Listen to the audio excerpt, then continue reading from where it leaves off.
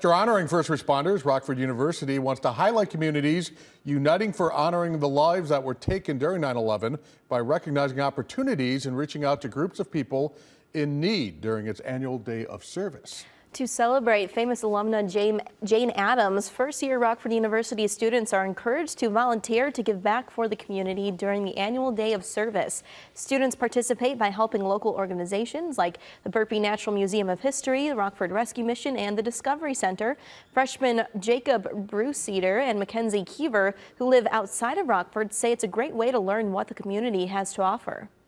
It's a wonderful way for students who are not from Rockford to get to know a little bit about our community. Just walking around the city, I saw some things that I could jump on and help out with, but this is definitely like a step forward for that. So yeah, just even coming here, like I just saw so many different opportunities to go and do stuff, and there's just new stuff to experience being here.